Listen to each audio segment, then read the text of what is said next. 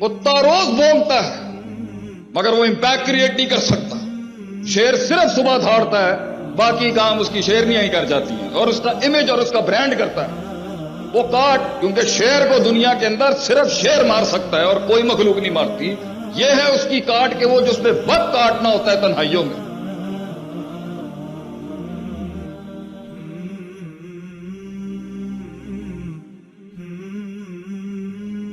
हमसे पूरा पाकिस्तान सवाल करता है और अब तो बैनुल अक़वामी दुनिया से पूछते जी माँ बाप को कैसे कायल करें, मैं ये करना चाहती हूं, मैं ये करना चाहती हूं। How should I convince my parents? माँ बाप को कैसे कायल करें?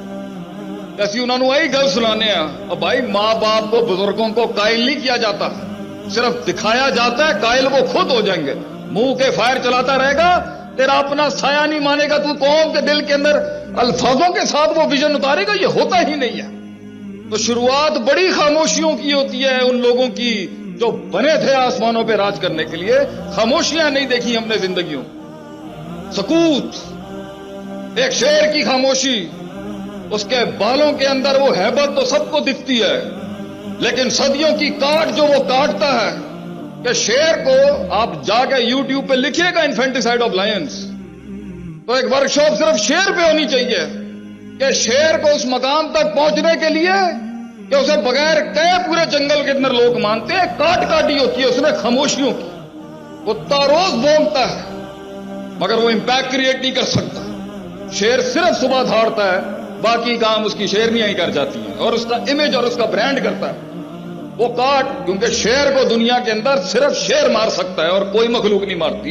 ये है उसकी काट के वो जिसमें वक्त काटना होता है तन्हाइयों में, उन तनकीदों में, उन नेगेटिविटीज में कोई सपोर्ट नहीं होगी उसकी, क्योंकि ऑलरेडी वो ऑलरेडी आग के अंगारों पे होता है कि एक कायद, क्योंकि कौम उसे समझ नहीं सकती। इसलिए कहते हैं ना, लीडर के आंसू कभी नहीं निकलने चाहिए कौम के आगे, क्योंकि उस वक्त भी उसे कोई नहीं समझ सकता जब वो तन्हा था, और जब वो कुछ बन जाएगा तब रो गया तो लोग उसकी कमजोरियों को और वल्नरेबिलिटीज को देख लेंगे।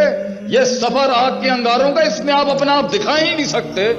तो जो लोग जहां बैठे हुए हैं और मनोसलवा आसमानों से उनकी जिंदगियों में नहीं उतर रहा, मेरे भाई पहला उसूल ये है, nothing will change if you won't change and nothing will progress as long as you won't progress.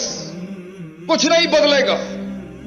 इन आंसुओं को वो रुमाल नसीब नहीं होंगे कभी, इन अश्कों को वो एहसास नसीब नहीं होंगे कभी।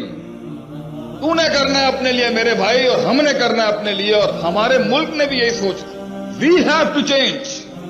कोई नहीं आएगा आपके लिए, निकल जाए इन अफसानों से कि ये रोने धोने, वाइनिंग क्राइंग, ये झगड़े, ये भागना इधर उधर, ये गुलाटियों से कुछ नहीं होना। मैंने करना है जो आज करना है, मैंने बदलना है अपने आप को जो आज बदलना है। मैं बदलूंगा तो इंपैक्ट क्रिएट होगा। दूसरा,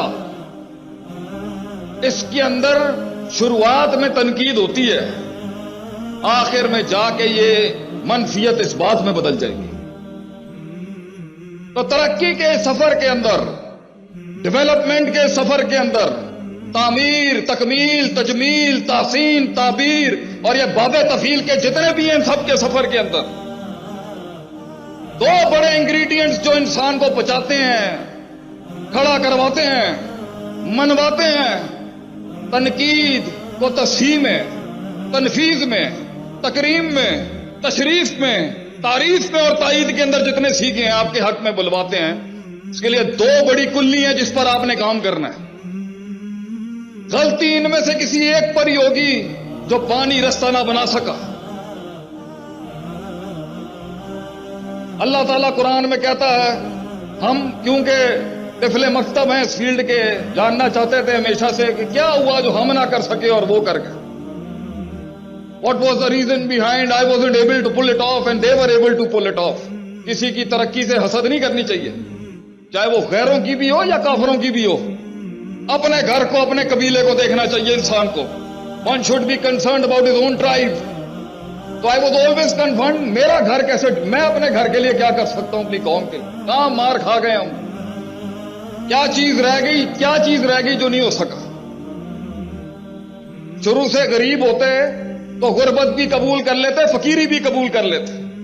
और जिन्होंने राज किया हो कायनातों के ऊपर, اس کی تقلیل کر کے، اس کی تخفیف کر کے اسے کھڈ میں پھینک دیا جائے، تو باپ دادوں کی اور اسلاف کی محنت اور ان کے راج کو دیکھتے ہوئے تکلیف ہوتی ہے انسان کو کہ تھے ہم سنس، وہ برانڈ کے ساتھ جو لگایا جاتا ہے نا، سنس 1857، سنس 1632، تو since the time of Adam and having such a long legacy of performances and productivity, معیار، شمار، وقار اور اس حسن کی اس تاریخ کو سامنے رکھتے ہوئے میں جاننا چاہتا تھا کیا مسئلہ ہو گیا؟ دو لوگ نہیں سنبھالے جاتے ہم سے، گھر والوں کو نہیں سنبھالے جاتے ہم سے، صوبہ اور ملک چلانا تو بڑی مسائل ہیں اس ٹائم۔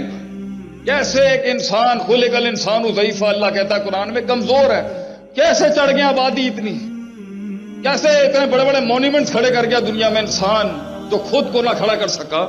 تو ایک آیت ملی قرآن میں ہمیں جس نے ہمیں بہت جنگیں جتائیں، ایسی جنگیں جتائیں کہ آپ سوچ نہیں سکتے کہ ایک وقت تھا کہ شیخ عاطف کراچی سے اسلام آباد کہیں لیکچر دینے آتا تھا تو کوئی منہ ہی نہیں لگاتا تھا ہمیں، اور آج میں ایک شہر سے کسی دوسرے شہر میں اگر اپ ڈیٹ ہو کے نکل رہا ہوں تو شاید 10 جگہوں کے اوپر منہ دینا پڑتا ہے۔ کیسے؟ شہرت کا بھوکا تو کل بھی نہیں تھا، آج بھی نہیں ہوں۔ I was always the servant of my nation, my country, my people۔ ہمیشہ سے ہی نوکر خادم تھے اپنے لوگوں کے، لیکن تلاش ہمیشہ سے تھی کہ اگر میں دیکھنا چاہوں کہ معاملہ بن کیوں نہیں رہا، چیزیں صحیح کیوں نہیں ہو رہی، 600 پر والا آسمان سے میرے حق میں کیوں نہیں اتر رہا، چینج کیوں نہیں آ رہا میری، میں پازیٹو کھڑا ہوں کیوں نہیں صحیح ہو رہا، میں کسی کا برا نہیں چاہ رہا کیوں نہیں صحیح ہو رہے معاملے، دعائیں بھی مانگ رہا ہوں کیوں نہیں ٹھیک ہو رہا مسئلہ، کیوں نہیں یہ بندے ٹھیک ہوتے، کیوں نہیں بات سمجھ میں آتی۔